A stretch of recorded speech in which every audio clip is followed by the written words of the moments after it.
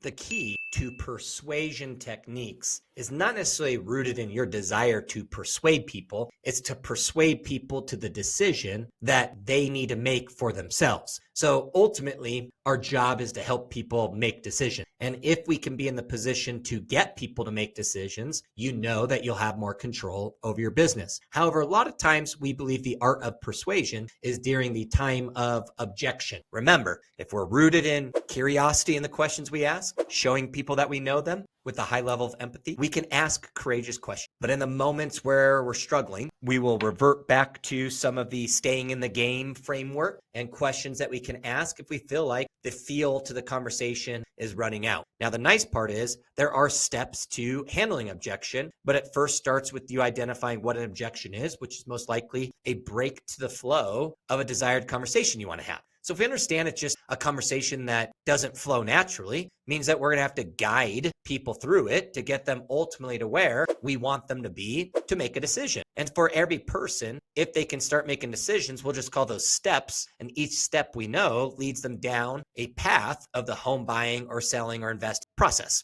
Now, after we better understand the objection, the goal is really to regain flow to a conversation. Would you agree? So if we know the goal and we know the enemy, then we could say, well, what do I need to do? And here are some steps. We need to clarify the objection. So most importantly, in the act of helping people get back into flow of conversation is that when it breaks, it's just better understanding, which could be help me understand what makes you say that. These are curious questions that allow you to better understand where somebody's understanding or experience is with whatever the objection is that they gave. Now, the nice part with that is once you've clarified that that's the only objection, see, because if they have 5, 6, 7 objections, you should probably just move on. That's too many to change a perspective. Now, if they have 1 or 2, that's okay, because we can isolate that and we can start using some language down the road once we show them that we know them. That could it help if you met to better help them understand what they need to do to overcome the 1 or 2 things that are their concerns. And we need to agree and apologize, meaning that there's nothing wrong with apologizing for the fact that somebody's having to go through a challenging market, agreeing with the fact that many people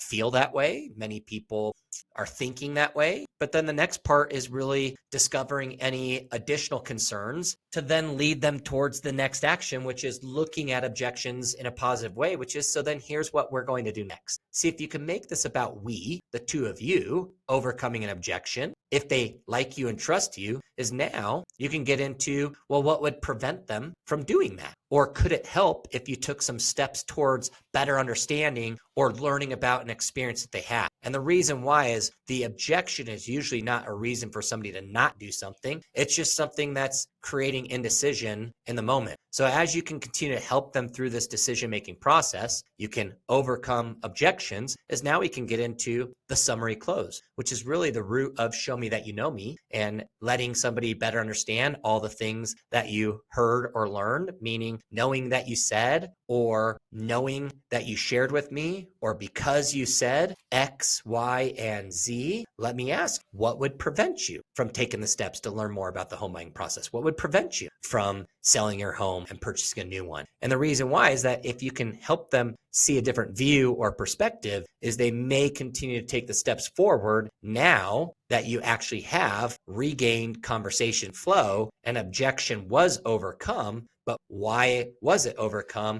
is because most objections are not objections. They're just a lack of information or education that person has. If it's a real objection, you most likely will not be able to use any one-liner or anything else to get them to take action. It's actually something they're objecting to at the moment, and time will be your key to continuing a relationship. So then that way, when the objection is removed, now there you are.